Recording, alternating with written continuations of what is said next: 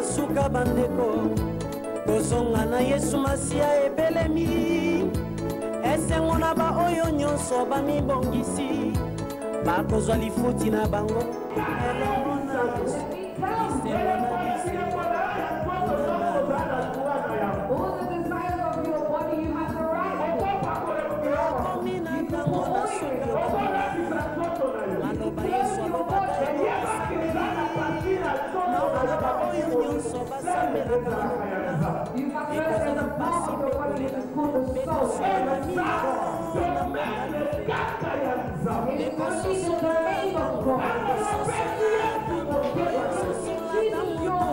Telephone number. Studio telephone. Satana yebieke kosonga na Yesu esi ekoki akomi kosala nyonso po abengwisa bana na Nzambe akotisi distraction pe aveuglement kati na bandimi na nkolo makambo mabe etondi na kati na bandimi na nkolo songi pe bokabwani pe kopona na kowelana bato balingi se bamateya ekosepelisa bango soki oteyi kopambolama wana nde basepeli oteyi bango bamiracle balobi oteyaka malamu kasi soki oteyi ndeko tika nde masumu ye wana balobi oye na mateya ya condamnation oteyi bondimi tika kindoki mondeli atokoki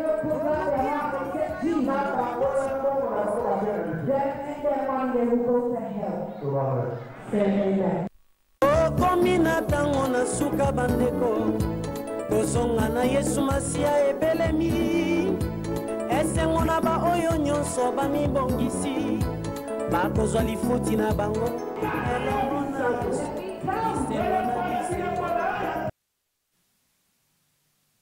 mpokwa malamu epai na bandeko bazwili bako ya kozala elongo na biso. Good evening to those who are privileged to follow us. Nzambe aza malamu. God is good. Nzambe abongi na nkembo. God deserves glory. Nzambe abongi na masanzoli. God deserves praises. Soki toza oyo toza lelo yango eza mosala ya maboko ya Nzambe na bomo. If we are where we are today, it is the works of the living God's hand. Mubateli malamu abateli biso. The good shepherd has protected us. Mubateli malamu asali biso faveur tozala oyo tozalelo. The good shepherd has allowed us to be where we are today.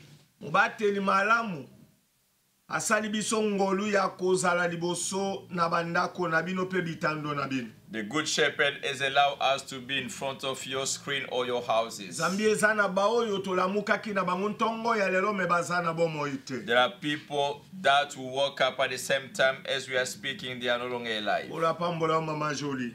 May God bless you, Sister Jolie. Oui, bazana bomo ite. They are no longer alive. Soki ngai na yo tozana bomo yango eza mosala ya maboko ya Nzambe na bomo. If you and I we are still alive, it is the works of the living God's hands. Na lolenge mosusu na koloba bo. In another way I would say, kozala na bomo eza mosala ya Nzambe. being alive is God's work. Eza mawa ya Nzambe. It is God's compassion. Voilà pourquoi moto na bomoy oza na devoir ya kotonda Nzambe na bomoy. That's why as a living being you are obligated to thank the living God. Soki olali olamuki tonda Nzambe. If you went to bed and you wake up, you need to thank God. Bimaki ozongi na ndako tonda Nzambe. You went out and you brought yourself back home, you need to be thankful to God. For the goodness of God is plenty in our life. Call your friend or your neighbor or your sibling. Tell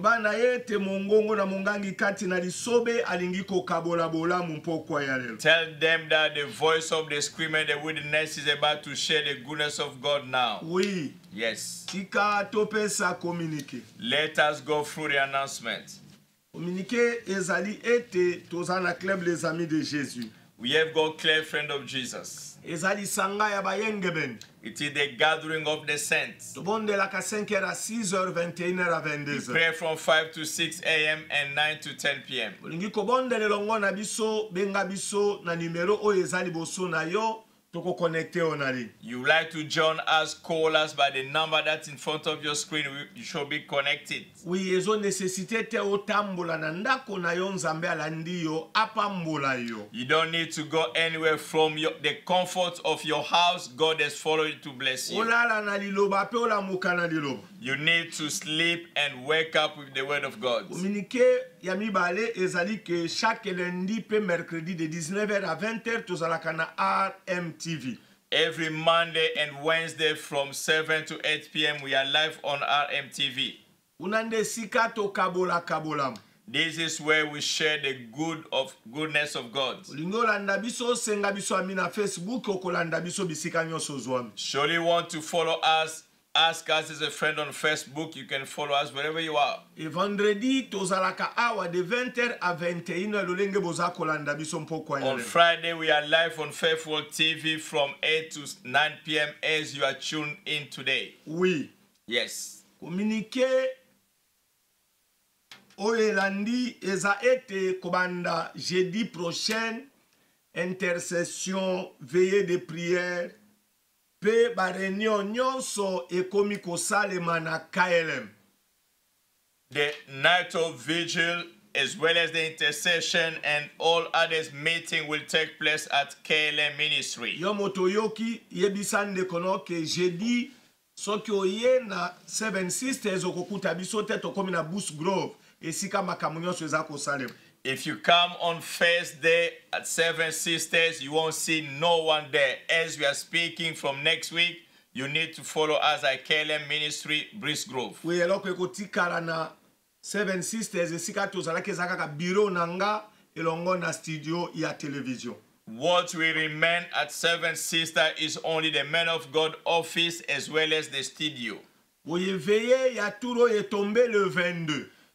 The night vigil for this month is the 22nd. Le 22, tokozala na veillée de prière. On the 22nd of February, we're going to spend a night of time with God. Esika nyonso yo zwami rejoindre biso okaba butu moko liboso na nzambe. Wherever you might be, join us to spend one night a month before God. Oui, tozana témoignage monene mama na biso moko autaki Belgique ayaki kokaba butu moko. Azalaki na VIH, virus ya sida, lelo virus ya sida ezali susute.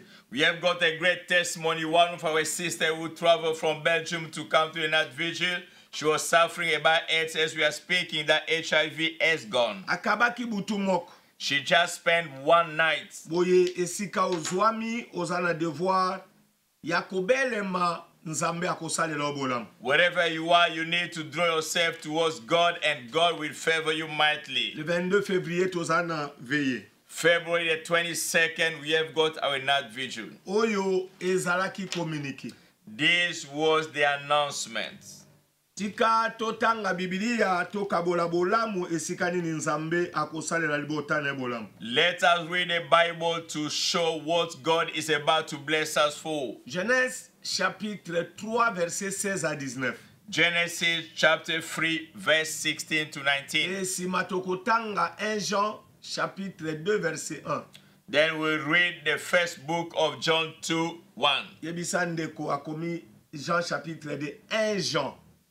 Our beloved, beyond the scene is not John, it is first epistle of John, chapter 2, verse 1.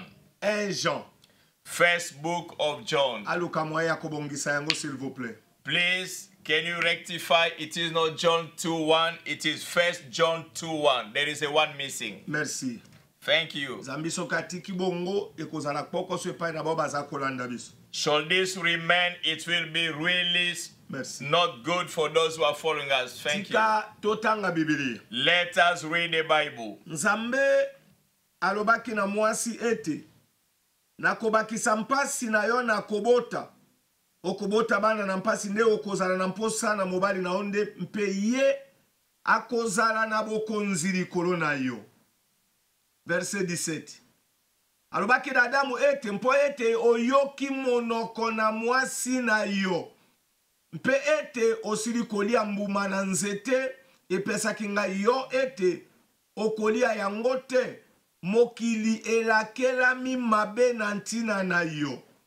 okolia yango na mawa mikolo nyonso na bomoi na yo. 19. Ekobimisela yo nzete na nkamba na nzube, mpe okolia ndunda na mokili.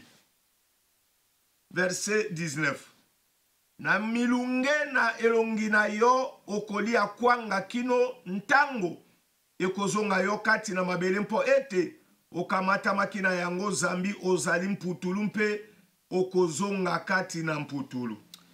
Genesis 3:16 to 19, it is written, to the woman is said, I'll greatly multiply your sorrow and your conception. In pain you shall bring forth children. Your desire shall be for your husband, and he shall rule over you. Then to Adam is said, because you have heeded the voice of your wife, and eaten from the tree which I commanded you, saying, you shall not eat of it. Cursed is the ground for your sake. In toil you shall eat of it all the days of your life. 18. Both thorns and tassel it shall bring forth to you, and you shall eat the herbs of the field. In the sweat of your face you shall eat bread, till you return to the ground. For out you were taken, dust you are, and dust you return. 1 Jean chapitre 2 verset 1. Second book of John 2:1. Tutangi na kombo na We Yesu. read in the name of Jesus. Bana na ngai, nazali kokomela bino makambo oyo ete bosala lisumu te. Nde soko moto nani akosala lisumu, tozali na molobeli na epai na tata ye Yesu Kristo moyengebeni. My dear children, these things are right to you, so that you may not sin. But if anyone sins, we have got an advocate with the Father, Jesus Christ the righteous. Tika tobondel. We may pray now. Zambe na nkembo. God of glory, Tukabili loba ya mpoko lelo na maboko na yo. we commit this evening word into your hands. Kamba biso nzambe. Guide and lead us, Olimo God. na yatimo la posa ya motema na May yo. your spirit dig the desire of your heart. Tika tozala kanale oyo kolobela bato nopo na kobikisa bomo ya bato ebelo eza ya kokufa lelo. Let us be a channel by which you're going to save so many people who are dying now. Nazwi autorité. I take authority Kolono nyonso ekonfesaka kombo na ote amfase na biso. upon anything that does confess your name, which is in our front. Nakangi nguya na yango. I captures power Na bwaki na bisika bikawu. and be cast in the dry Na places. kombo ya Yesu Kristo ya In the mighty Nazareth. name of Jesus Christ of Nazareth, Nzambe na the bomoni. living God. Amen. Amen. Bamama batata bilenge bazwi libaku ya kozala elongo na biso mpokwa tontongo bisika bozwami. Mothers, fathers, young ones, be connected this evening or this morning, depending on where you are. Zambi mokili ya nzambe eza monene. This word is so great and cumbersome. E apesa bato na bato ntango kolandana na mokano na ye. He has given people time according to his will. Apesi mayele pai na bana na bato basangisa biso likambo ya ntongo baza na mpokwa bakolanda yango. He gave us the wisdom so that those who are in the morning can be followed in the evening and vice versa. Tika nkembo ezonge pai na nzambe. May glory return to God only. Atindami kokabola tokolakisa likolo na lisumu. I've been sent to speak about sin. Lisumu Sin to masumu. or sins in plural. Lisumu soki eza moko. Sins if it is only one. Masumu soki eza ebele. Sins if there are more than one. Zambi ebele ya bato baza kotire attention te na lisumu pe danger na yango. People are not paying attention about sin and its danger. Ebele ya bato baza ya kokufa. Many people are dead. Baza kotire attention te na danger ya lisumu. Not paying attention to the danger attached to sin. E bato baza komona lisumu eza elengi na bomoi na bango. Many people are taking sin as sweet in their life. Bato baza kotire attention te. People are not paying attention. Diable akotisi bato na distraction à tel point que aza koboma bato sans que bato batire attention na yango. The devil has put people in a motion of distraction, is killing people without us noticing it. Mais lisumu eza nini? What do we mean by sin? Lisumu Sin eza semence oyo diable asemaka na bomo ya moto po moto a désobéir nzambe. Sins is a seed that the devil injects in your life so that you can disobey God. Semence wana That very seed yango nde etindaka moto akoma rebelle liboso na nzambe na bomo. this will cause a mankind to rebel before the living God. Lisumu Sin. eza nini? What do we mean by sin?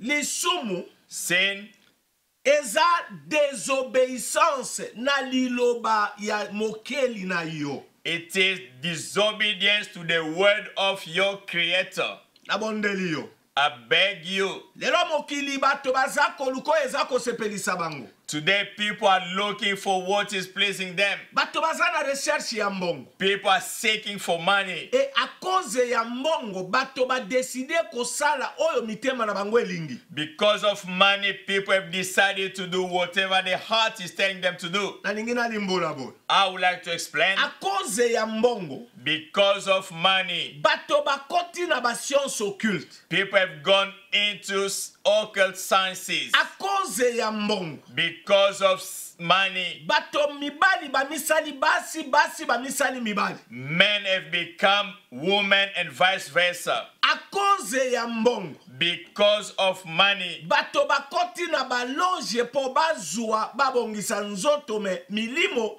eza ya kukufa. people have gone through this bad magic so that they can be saved, but their hearts are really destroyed. Akoki kolimbola boy. I can explain it this way. Lisumu Sin eza semence ya diable oyo atiaka na molimo ya moto. Sins is that seed that the devil will put in someone's heart. Alonaka yango na pensée ya moto. He will plant it in the level of the mind. Ete moto a décidé kotambola à la contre ya ba loi ya nzambe na bomo. For someone to decide to walk opposite the word of God. Nakoki ko balola boy. I can change it. Moto nyonso yaza kotambola na masumu. Anyone who is walking in sin Aza rebele liboso na nzambe. is a rebel, so to speak, before God. Zambi moto yaza kotambola na masumu aza ko désobéir mokeli na ye. The one walking in sin is disobeying his creator.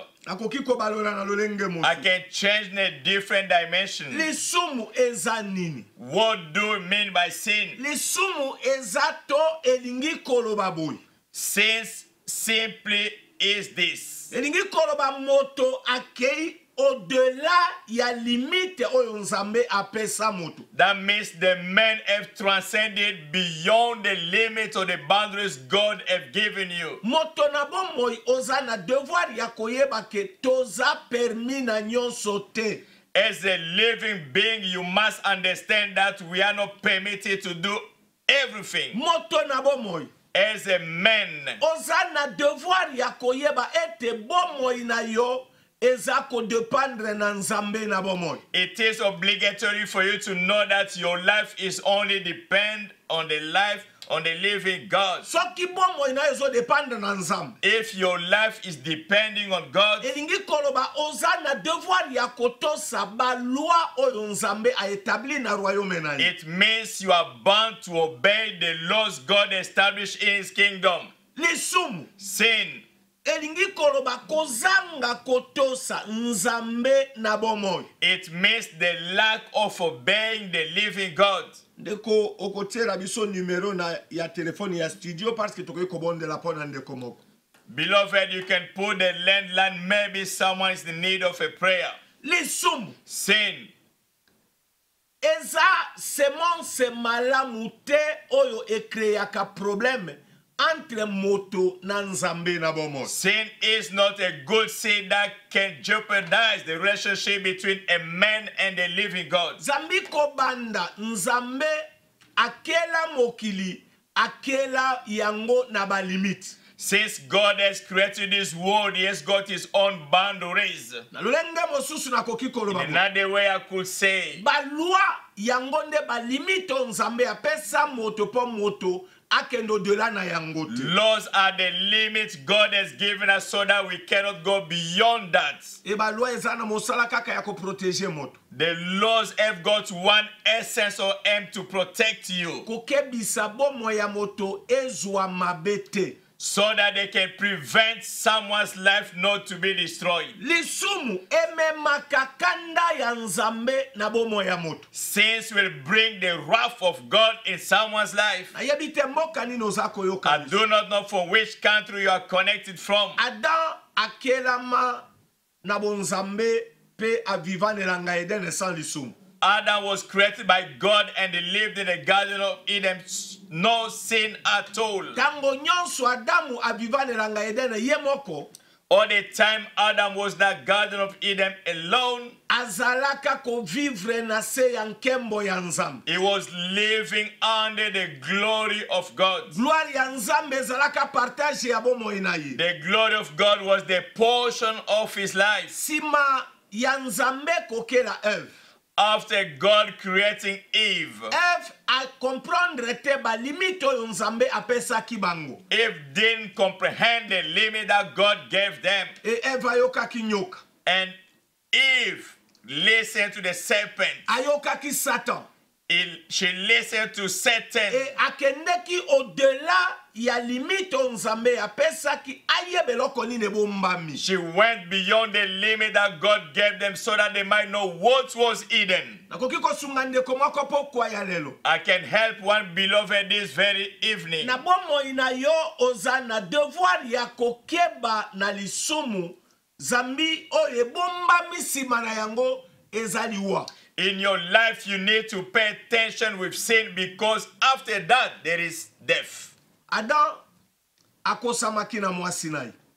Adam was deceived by his wife. Voilà pourquoi napesa katoli tango nyonso na bato. That's why I do advise all the time. Obali mwasi. You have got married to your Olingani na wife. mwasi. You have got your wife. Bandimaka ye na makambo nyonso te. You don't accept her with everything. Soko ndimi nyonso okokufa. If you accept everything, you shall die. Voilà pourquoi moto na bomo oza na devoir ya koeveye bongo na yo, bomoto na yo. Oyeba ko compare oyo wapeza malamu. That as a living being, you need to awaken your mind, try to compare what is good and wrong. Mwasi yango nani? Who is this woman? Bible lobi yonanga toza basi ya libala ya Yesu. The Bible says you and I, we are the spouse of Jesus Christ. Uninga na yako kikozala Eve pembeni na yo. Your friend could be Eve on your side. Soki otire attention na makambo azoloba na ota koboma molimo na yo. If you don't pay attention to what she's saying, she will kill your life. Zambi oyo akoyela osoke za ya nzambe te oko désobéir na parole ya nzambe. Whatever is bringing to you, if it's not of God, you're going to disobey against the word of God. Nzambe akela moto ne lilingi na ye po moto azala sumi kaka na autorité ya nzambe. God has created us with his likeness so that we can be submissive to his will only. Nzambe akela moto te po azala sumi na autorité ya Satan. God didn't create us so that we can be submitted to Satan. Zambi sima ya nzambe. After God, Ezalaka ba anje te.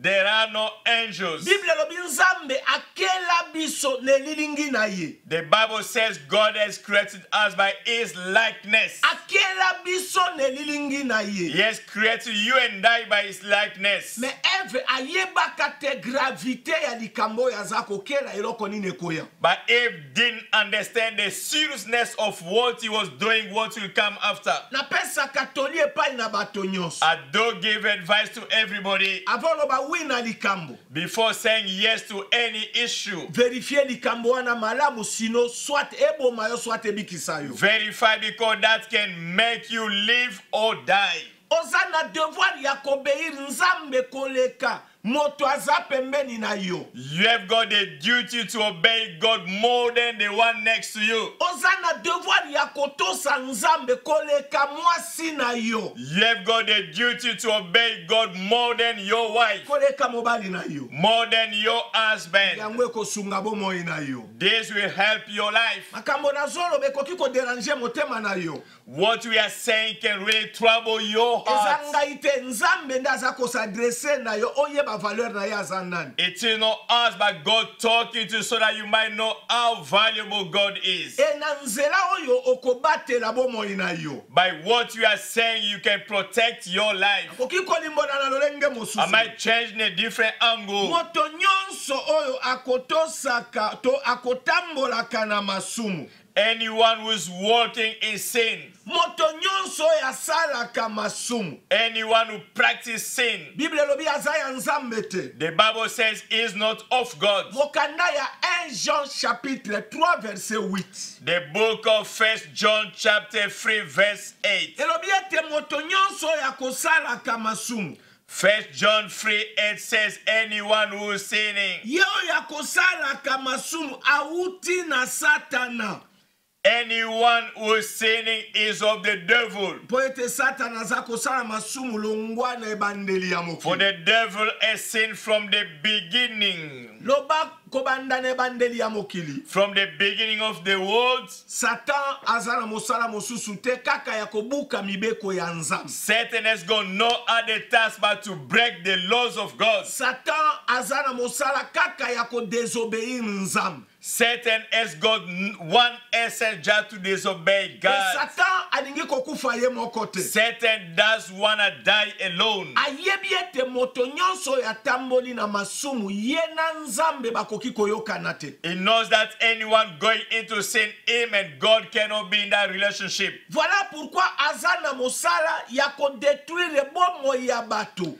That's why his assignment is to destroy people's life. Aza kopushi bomoi ya bato na masumu butu na moi. He's pushing us into sin day and night. Bato bazoyoka yango elengi. People are finding it very sweet. Bato bazomona yango malamu. People are finding it very okay. Alors que liwa eza kati na yango. Not knowing that death is in it. Sanction nyonso oyo diable akozwa po na masumu. Or the sanction that the devil will take as far as sin is concerned. Yeba ke moto nyonso azotambola na masumu akozwa meme sanction. Know that anyone who is walking in sin will be sanctioned the same way. Lisumu Sins elongolaka nkembo ya nzambe na bomo ya moto. will remove the glory of God in someone's life. Lisumu Sins, akonze ya lisumu because of sins. Adam akelamaka te po anyokwama. Adam wasn't created so that he might suffer. Adam nzambe akela nyonso sima na ye kokela nyonso nde aye kokela ye po akanisa kutu te. God created things, then he created Adam so that he cannot think of himself anymore. Voilà pourquoi sima ya nzambe kokela nyonso That's why after God creating everything, nzambe aye kokela Adam.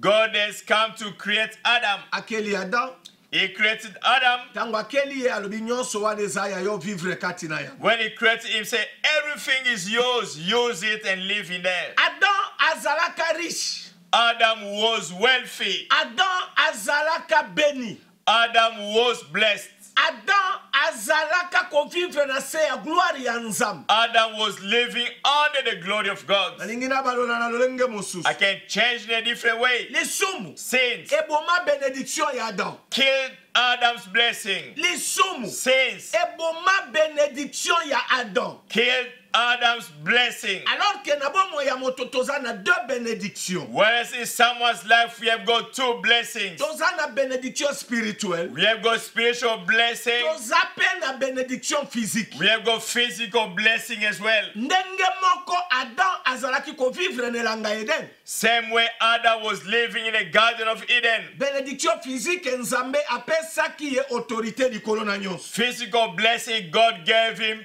all authority over everything else. Azalaki kokonza. He was ruling over. Nzala ezalaki na se ya matambe na ye. Hunger was under his feet. Malade ezalaki na se ya matambe na ye. Sickness was beneath his feet. Adam azalaka moto ya kobela te. Adam was not sick. Akokaka jamais kokelela. He couldn't be in shortage. Me mokolo asala lisumu. But the day he sinned, Kokelele bandi. shortage came in. Nzala ekomi na autorité likolo na Hunger ye. was ruling over his life. Kolia ekomi mindondo. Eating was troublesome. Lisumu. Sin eza très dangereux mpona bomo ya It's so dangerous for someone's life. mokili baza koluka oyo eza kosepelisa mitema na bango. This world is looking for what is pleasing their Me hearts. nzambe alingi bato na bomoi baluka oyo eza kosepelisa ye nzambe. But God is expecting all of us to seek what is going to please God. Nzambi soki natindami kolobela o mpo na lisumu, If I be sent to speak to you about sin, nzambe atindi ngai nalobela o likolo na posa ya motema na ye. God sent me to speak to you about the desire of his heart. Nzambe alingi te moto anyokwama. God doesn't want anyone to suffer. Nzambe atindi nga kokebisa bato na mokili God sent me to warn the inhabitants of the world ete lisumu that sin etikaka moto bolumbu. will cause you to become naked. Ndenge nini? Ah, Soki moto aza kotambola na kobanga nzambe, if someone is walking fearing God, moto wana vivaka na protection ya nzambe. that person lives with God's protection. Me puissante ya nzambe eprotegeaka bomo ya The moto wana. mighty hand of God will protect that person's life. E diable aza na makoki likolo na vie ya moto And the wana. devil has got no authority over that person's life. Bandoki baza na kapasite ya koboma moto wana te. Witches have got no ability to kill that very person. Zambi makomi elobi bo. For the Bible says, Oyo nzambe asimbi moto te akoki kobotola yango. whatever God is protecting, nobody can snatch it away from God. Moto oyo atosi nzambe. The one who obeys God, Moto oyo atamboli selo balwa ya nzambe. the one who's walking according God's laws, Avivaka sous haute protection ya nzambe na bomo. will live under the high protection of the living E God. moto oyo asali masumu The one who have sinned atikalaka bolumbu. will become so naked. Akomaka lokola pese na zando ya basoso bakolia yo ndenge It will balingi. become like cockroaches in the market of the chicken. They will eat you anyhow. Lisumu Sin etikaka moto sans protection. will leave you without protection. Nakoki kobalola na lolenge I can mosu. change in a different way. Lisumu Sin eza porte d'entrée ya Satan na vie ya moto. is the door of entrance of Satan in your life. Satan akoki kosala yo eloko te soki ondimani na masumu te. Satan cannot do anything if you got nothing to do with sin. Nakoki kobalola na lolenge I can mosu. change in a different angle. Lisumu Sin yango epesaka Satan kapasite ya kodetruire bomo ya moto. that will give Satan the ability to destroy someone's life. Lisumu Sins eza porte oyo diable akotaka na vie ya moto po adetruire vie ya moto. Sins is the door by which Satan will enter your life to destroy your life. Ebele ya bato bazolela. Many people are crying. Mais au lieu ya kolela, il faut ça l'examen ya conscience. Place nini osali mabe. Instead of you crying, you need to check yourself. Where did you do anything wrong? Place nini ofungoli porte liboso na nzambe. Where did you open a door before God? Place nini opesi diable accès na vie na yo. Where have you given the devil access in your life? Kobosana te ke diable aza kaka na misala misala. Forget not the devil has got free task. Koyiba, Steal, koboma, to kill, pe kobebisa. and to destroy. Soki akoti na vie na yo, If he enters your life, aza na eloko mosusu he te. has got no other task. Soki akosi yo osala masumu, If he lied to you to sin, yeba yango ka décider koboma double bénédiction nzambe apesa yo. know that he decided to kill your double fold blessing God gave you. Akoboma bénédiction physique oyo ezomonana. He will kill the physical blessing that are visible. E akoboma likabo ya molimo oyo nzambe atie kati na He yo. will kill the gift that God has put in you. Lisumu Sins elongolaka protection ya nzambe na vie ya moto. will remove God's protection in your life. Olingo ozala protege na nzambe. You like to be protected by God? Ndima Yesu lokola mokonzi pe mobiki. Accept Jesus as your Lord and Savior. Tambola na kobanga nzambe. Walk fearing God. Tosa nzambe. Obey God. Vie na yo meme bandoki bakotushe yo te. Your life, the witches cannot touch it. E okovivre na pe na na mokili oyo toza. You are going to live at peace in the world we are living in. Bomoi na yo ekozingelama na makila ya Yesu. Your life will be protected by the blood of Jesus. Makila ya Yesu ekozala elembo na vi na yo. The blood of Jesus Christ will act as a sign in your life. Zambi moto ya ndimi Yesu lokola mokonzi pe mobiki. Anyone who believes Jesus as his Lord and Savior, Moto ya tambolaka na kobanga the nzambe. one who's walking fearing God, Moto ya tosaka the nzambe. one who is obeying God, Moto wana za propriété privée ya nzambe na bomo. that one is a private property of the living God. Moto wana aza propriété privée ya nzambe. That person a private property of the living God. Okomi propriété privée parce que molimo mo santo azaka tina yo. You have become a private property for the Holy Ghost is in you. E Bible lobi nzambe nde molimo. And the Bible says God is spirit. Jean chapitre 4 verset 24. John chapter 4:24. Elobi ete nzambe nde molimo mo santo. God is the Holy Ghost. E moto ya yambi molimo. Anyone who embraced the Spirit Akomi palais royal ya nzambe na bomo. has become a royal palace of the living God. Moto wana akomaka intouchable. That person will become untouchable. Voilà pourquoi Adam tango asala masumu te azalaka intouchable na elanga Eden. That's why when Adam, prior to sinning, was untouchable in the Garden of Eden, Diable azalaka na bokonzi likolo na yete. the devil didn't have no rule over him. Diable azalaka na pouvoir likolo na The yete. devil didn't have no authority over him. Diable azalaka na capacité likolo na The yete. devil didn't have no ability over him. Diable azalaki na makoki te likolo na bomo ya Adam. The devil didn't have no means upon the life of Adam. Mokolo asala masumu. The day that he sinned, Banda mokolo wana diable akomi na autorité likolo na vina. from that day the devil has got authority over his life. Nakoki kolimbola na lolenge I musu. can explain in a different way. Lisumu Sin esalaka diable akoma na pouvoir likolo na vie ya moto. will cause the devil to have authority over your life. Lisumu Sin ememaka pasi na bomo ya will moto. bring about sorrows in someone's life. Ebele ya bato baza kokondane nzambe. Many people are blaming God. O nzambe oza wapi? Where are you, God? Nzambe nazo vivre lokwa nazo vivre te. I'm living as if I'm not living. Vie na nge eza ko marche te My nzambe. life is not going as should have been. Nazo yeba te nasala nini. I do not know what to do next. Nzambe aza saint. God is holy. Moto ya mokili oza na droit ya kokondane nzambe te. As a man, you have got no right to blame God. Nzambe asala kerere te. God will never mistake himself. Nzambe aza saint.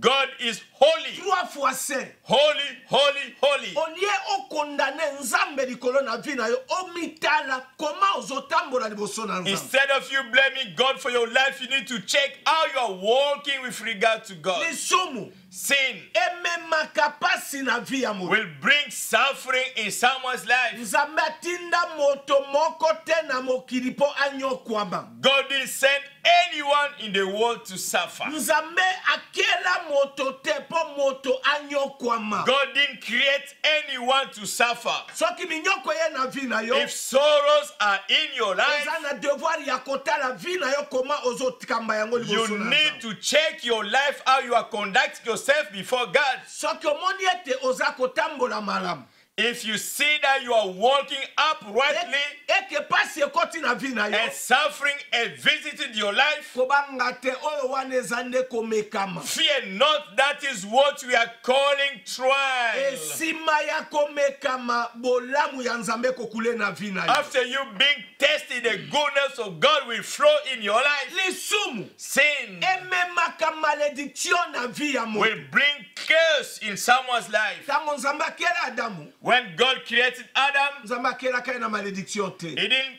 create him with a curse. Me malédiction eye tango moto abuki bibeko ya nzambe. But curse came when the man broke the laws of God. Lisumu Sin.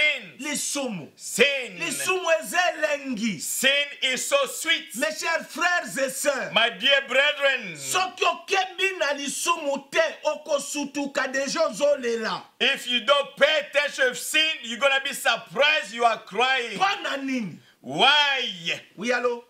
Hello? Allô? Allô, bonjour. Bonjour maman. Naza besoin na sona papa Boyanga. Naza koyoka yo mama. Bonjour papa Boyanga. Bonjour maman. Ngai ser Violette Nolande.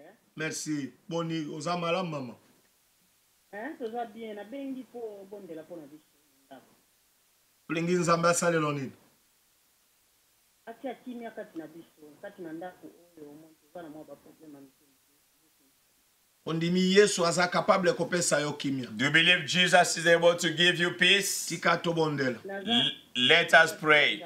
Seigneur de gloire, Lord of glory, Dieu d'Abraham, God of Abraham, Dieu d'Israël, God of Israel. Nzambe nasengi kimia na bomo ya ndako, bomo ya bana na yo. God, I ask for your peace over the life of your Na children. détruire puissance satanique eza ko semer trouble na ndako ya bana na yo. I destroy satanic power that is trying to sow the trouble in your Banda life. lelo. From today Nzambe onwards, kimia pe bolamu na yo kule na ndako yo. may your peace and goodness be in the house. Na kombo ya Yesu Kristo ya Nazareth. In the name of Jesus Christ of Nazareth, Nzambe na bomo. the living God. Amen. Amen.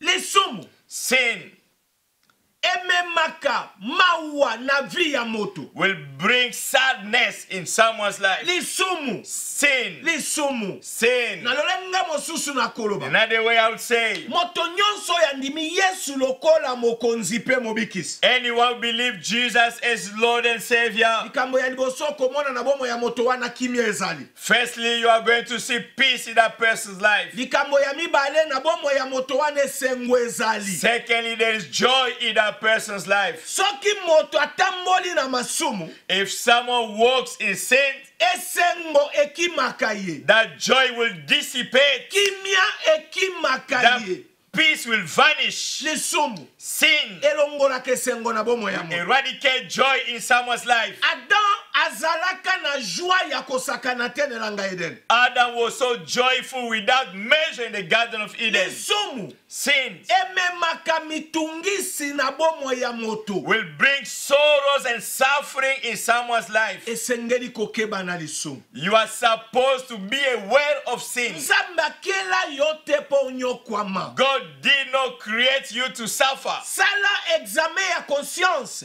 Check yourself. Soko koti na masumu, If you enter into sin, likabo na yo kokufa. your gift will be destroyed. Vi na yo kokufa. Your life will be destroyed. Soki éveiller conscience no kite. If you don't awaken your mind quickly, Parce que ennemi ako aveugle yo. because the enemy will blind you. Akolakisa yo esengo ya lisumu. It will show you the joy of sin. Akolakisa yo bolamu ya It lisumu. will show you the goodness of sin. Me akobombela yo eloko nini ebomba misima It na will yango. add to you what will come next. E okosutuka. You are going to be surprised. Minyoko ese koti na vi na yo. Suffering have entered your life. Voilà pourquoi Yesu atindinga na yebisa yo o décidé kotika nzelo zotambola. That's why Jesus Christ sent me to abandon the way you are going now. O yambola masumu na yo. Confess your sins. O yambola mabe na yo. Confess your offenses. Otika masumu na nzela na yo. Abandon sins on your way. Ozala mama.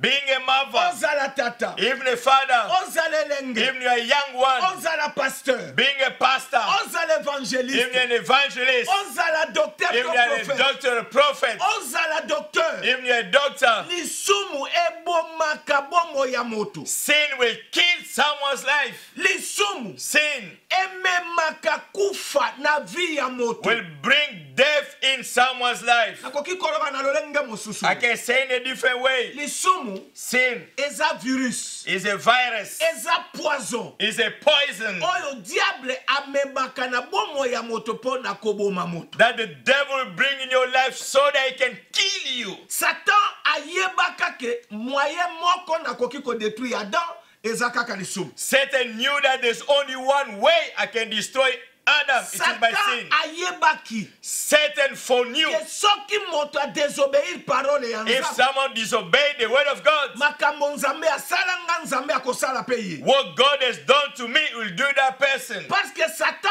azalaka na royaume des cieux. Because Satan was the kingdom of God. Ayebi gu ya gloire ya nzambe. He knows how sweet the glory of God Ayebi is. bolamu eza na royaume des He cieux. knows the goodness of the kingdom of God. Ayebi valeur ya royaume. He knows the value of the kingdom. Mokola désobéir na nzambe babengana ye na The royaume. day he disobeyed to God, he was cast out of the kingdom. Satan ayebaka. Satan knew Alobi bolamu nzambe asaleli Adam. the goodness God had rendered Adam. Po ba perdre yango esengeli kaka ba désobéir parole ya nzambe bakosala bango ndenge basalinga. For them to lose it, or they need to disobey the word of God, they will be done the same way I was done. Voilà pourquoi napesaki yo toli ke sanction diable akozwa yo po kozwa yango. That's why I told you that whatever sanction the devil gets will be yours. Ennemi ayebi ke nzambe alingaka masumu te. The enemy knows that God is not pleased with sin. Ennemi ayebi ke nzambe alingaka te bano bazako désobéir ye. The enemy knows that God is not happy with those who are disobeying the word of God. Lisumu Sin ekolongole sengo na motema na yo. will take away joy in your life. Lisumu Sin ememaka kobanga na vie ya moto. will bring fear in someone's life. Ozalaka ko vivre na paix. You were living at peace. Bandoki ozalaka na somo na bango te. The which was not your business. Ozalaka kolala lokola bebe. You were sleeping like a baby. Tango kotisi masumu na vie na yo. When you welcome sin in your life, Ennemi akomi na pouvoir likolo na yo. the enemy will go rule over you. Okomi kobanga bandoki. You are feeling the witches. Okomi kobanga bademo. You are feeling the demons. Alors que nzambe apesa ngai na yo autorité likolo na nyonso. Whereas God has given you authority over everything else. Lisumu Sin ememaka nzube na vie ya moto. will bring thorns in someone's life.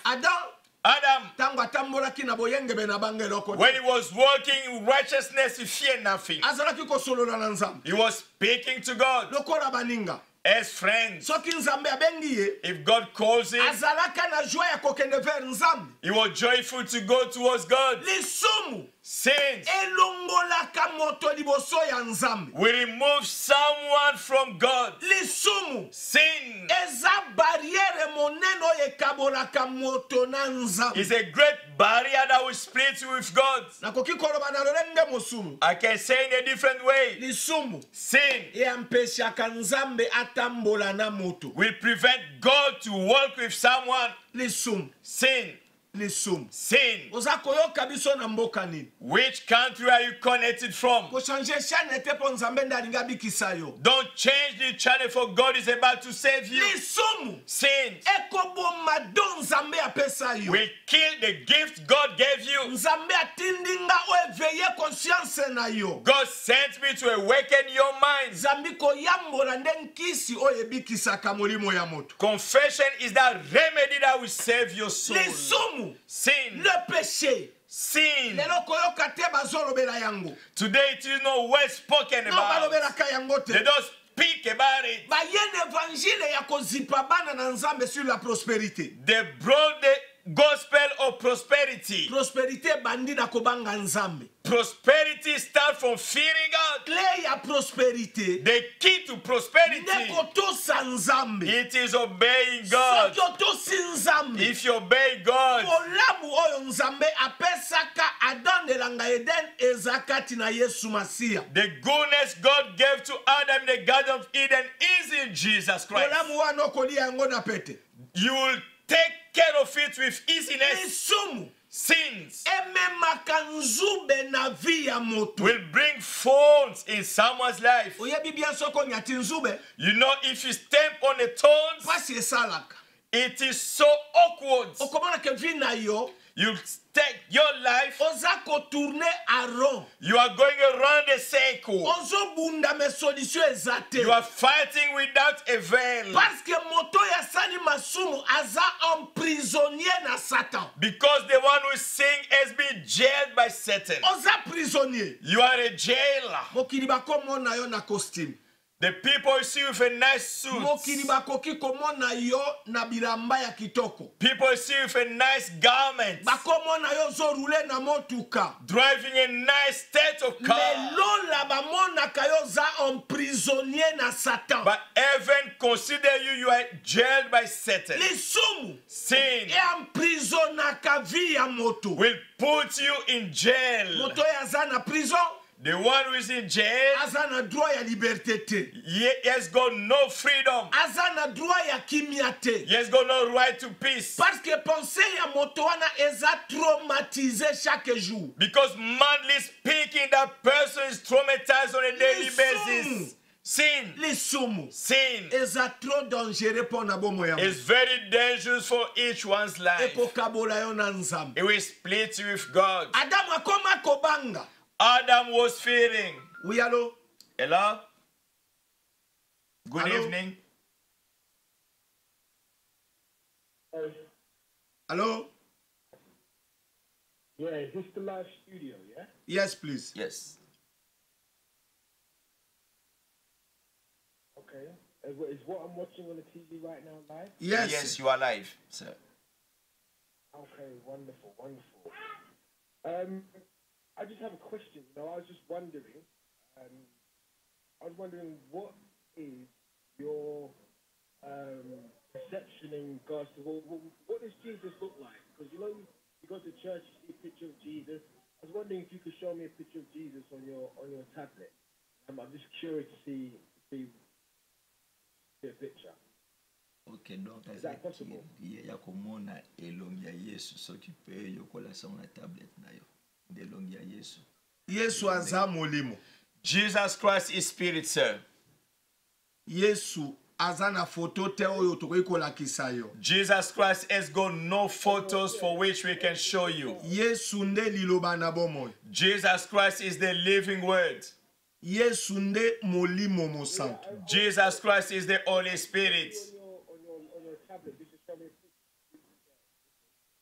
If that's possible, if it's possible, if not possible, don't worry about it. Oui, toza na photo ya Yesu te. Have a great afternoon,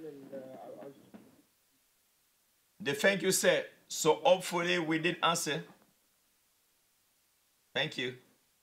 Lisumu, Sin, lisumu, sin, lisumu. sin Ebomaka vie ya moto. will kill someone's life. Na lolenga mosusu na kolo. Another way I would say, Lisumu ezongisaka vie ya moto sima. sins will backtrack your life. Ekosala ete bolamu ya Nzambe kule na vie na yo. Will cause for the goodness of God not to flow in your life anymore. Lisumu estopaka bolamu ya Nzambe na vie ya moto. Sins will stop the glory of God in someone's life. Lisumu. Sins. Voilà pourquoi Jean azalaka obligé akomela libota na Nzambe. That's why John was obligated to write to the people of God. Alobi bana.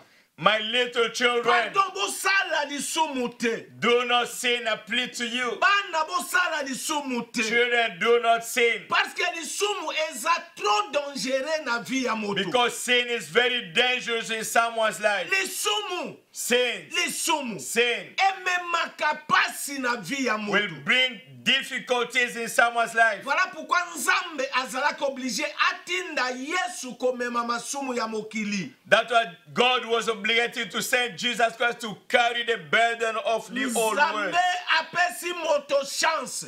God is giving us a chance. Chance yango na nzela ya Yesu. That chance is only by Jesus. Alobi bana bosala lisumu te. Children, do not sin. Bosala lisumu te. You may not sin, Mais but soki moto akwei na lisumu akimele pai na molobeli na biso ye Yesu Masiya. if anyone sins, we have got our advocate, Jesus Christ. Nzambe asali ye avoka pona kosunga bo bakwei babika. God has made him the advocate for those who are going to be sinning so they can be saved. Bana. My little children, my little children. Bana bozo yoka. Children, you are listening to Bana us. bozako yoka. Children, you are tuned Bosala in. lisumu Do te. not sin. Lisumu ebomaka bomo ya Sin moto. will kill someone's life. Lisumu ebomaka Sin benediction will ya kill moto. someone's blessing. Jean alobi bana bana John said, little children, oyoka makambo nazoloba na listen bino. to what I'm writing to you.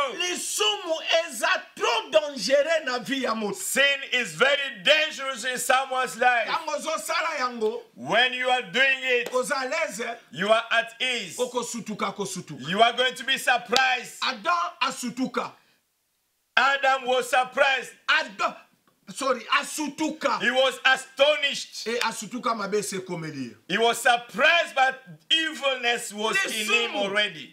Sin Eza poison ya kosakana te. is a poison without measure. Yesu atindinga na yebisa yo ondima ye oyambola akobikisa molimo na yo. Jesus Christ sent me for you to believe in him, confess, he will save you. Yesu aza le seul chemin oyo yo okoki kobikela. Jesus Christ is the only way by which you can be saved. Lisumu Sin, okoki kozwa nyonso. you can acquire everything. Mais soki bomoi na yo ezotambola na masumu yeba oza ya kokufa liboso If na your Nzambe. life is practicing sin, you are dead before God. Natindami kosunga yo.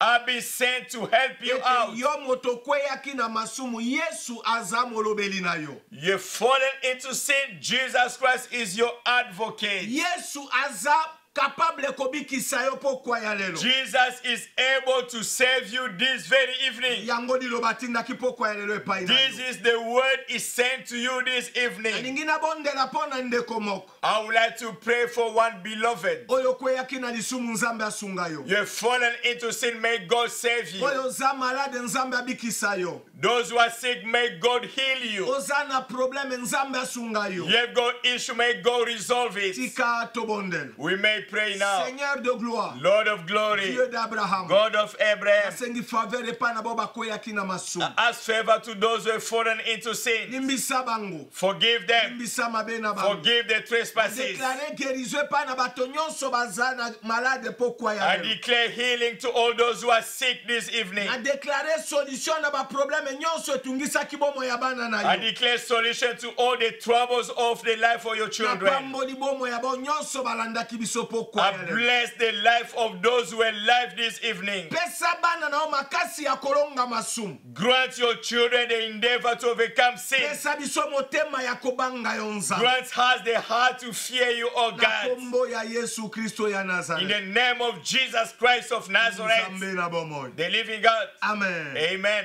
Libota na Nzambe. People of God, Oyo ezalaki liloba ya pokwa ya lelo. this was this evening words. Communiqué ezali que chaque jeudi prière ya jeudi ekomi na KLM.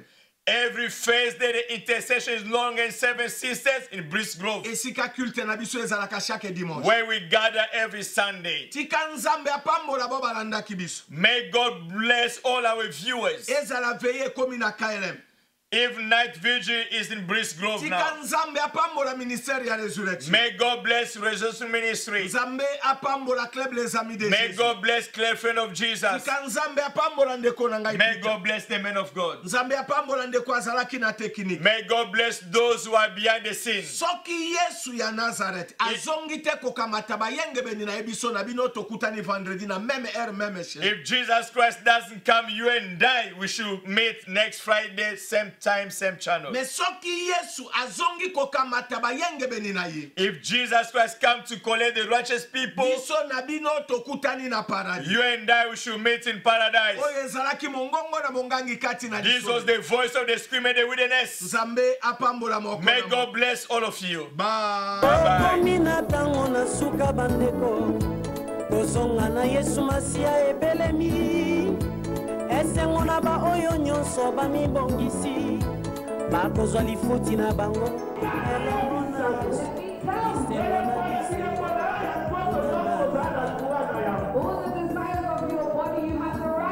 okomi na ntango na suka bandeko maloba Yesu alobaka mawana baoyo nyonso basambelaka ekozala mpasi mpe kolela mpe kosola miko na mokano ekososola bango